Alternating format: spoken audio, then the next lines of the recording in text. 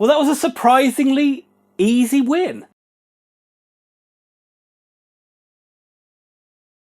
Hello everybody and welcome back to Very Biased Opinions. It's time to retrospectively look back through the season again, as we have to do because we're on a bit of downtime in football at the moment and indeed in the world at the moment. So we're going all the way back again to August. We're picking up from where we left off last week, where we looked at Oxford's 1-1 draw at Sunderland, and it's time to look at the first home game of the season, where Oxford were at home to Peterborough. So looking into the team news, there's nothing much really to report from Oxford. It's the same side that started and played so well against Sunderland as you would have expected, being that there was a week off between these games. Peterborough looking to bounce back from a disappointing defeat to Fleetwood. Just saying their name sends shivers down my spine. Where they lost by 3-1. You just look at their team and it's obviously, there's three players that jump out a mile above everybody else, and that is Ivan Toney, Issa and Maddison. Yeah, this game's going to be tough to play Sunderland and Peterborough back to back. That is a difficult start for Oxford, but we did well last week. Let's see how we do in this one.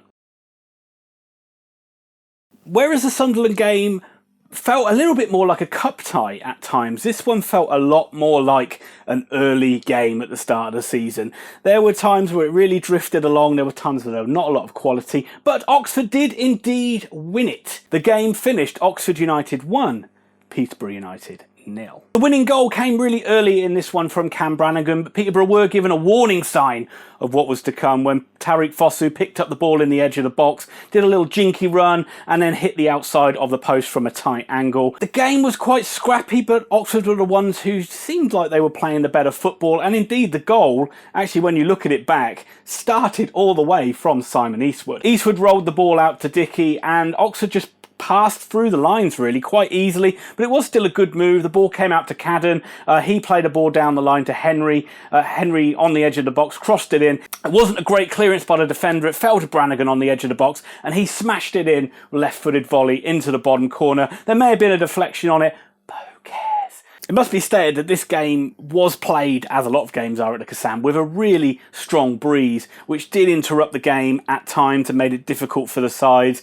But Oxford were the better side in the first half, no doubt about it. They were the ones that played the football. They were the ones that pressed and really hurried Peterborough. And really weirdly, it looked like Peterborough just weren't up for the game, which is a strange thing to say, and I'm sure that's not the case. And I'm sure that's down to the early season-ness of the fixture, the fact that their players probably hadn't gelled yet. And it was probably fortunate in a way, whereas you looked at it as it might have been a tricky game, it was probably fortunate that Oxford played Peterborough this early on. Peterborough had no shots on target, which is surprising when you think of their strike force, but you could see their blueprint of how they play.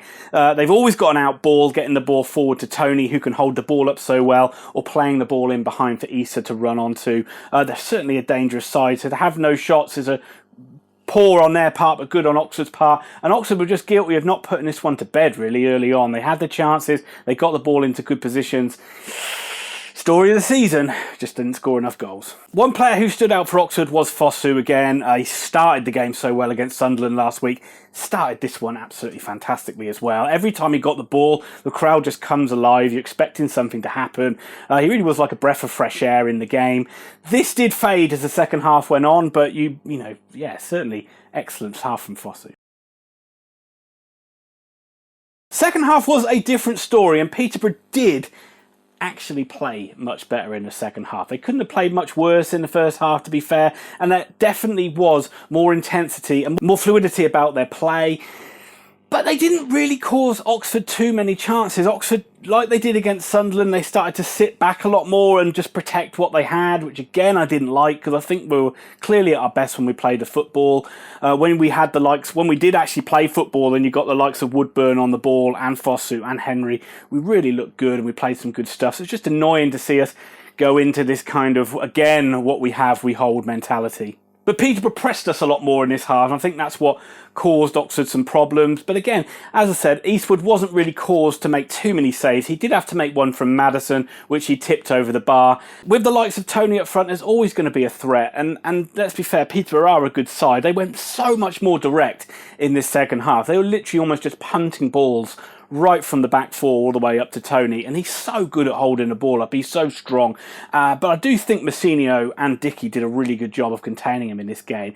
There was only one time I can remember where he got in behind and had a run in on goal, but he messed that chance up. Gorin got back and tackled him.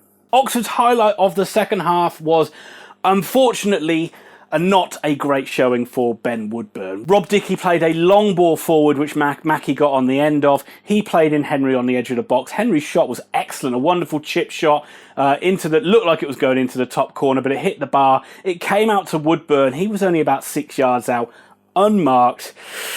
Oh, it's a horror show. It is a horror show. He's put it miles over the bar. It's a terrible finish, and that really could have come back to haunt Oxford on another day. One thing I will say is Peterborough got more and more wound up as the game went on, as you can imagine. They got more and more annoyed with the referee. Branagan had to get taken off after 60 minutes because he really rode a tightrope of getting sent off.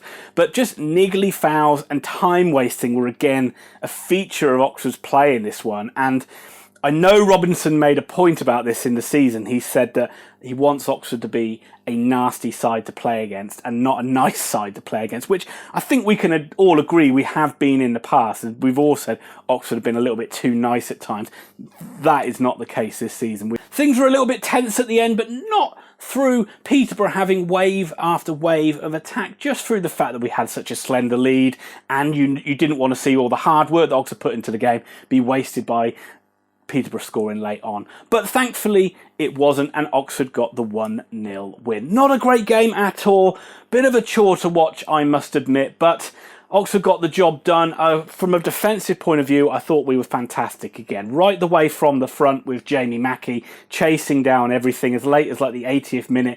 He's still making sprints out to defenders to try and close them down. He really set the tone, I must admit, but it carried all the way through the side. And right from the early start of the season, that back four, led by Dickey, with Gorin in front, just looks really, really solid, and you can see why we've been so successful this season. So this was a good start and a surprisingly comfortable win over a side that we know is very, very good, and indeed gave us a beating when we played them at London Road later on in the season. Certainly, as I said earlier on, I think we were quite lucky to meet Peterborough this early just because they clearly hadn't gelled as a side. Thankfully, Oxford took advantage for that. The next game Oxford play is Peterborough again. Peterborough have to come to the Kassam and do it all again like 2 or 3 days later. It's one of those weird anomalies where you play a league game and you have a cup game straight afterwards. So that'll be the next game that I review. And that'll just about do it for this one. I hope you did enjoy the video. If you did, please give it a thumbs up. That will help me so much on this channel. And if you like the content on the channel, think about subscribing. And if you do subscribe, hit that notify bell so you don't miss out on any future videos. I'll be back very soon with myself, with Thomas, to do some sort of video. And remember, if you're looking for detailed football analysis, you're probably in the wrong place.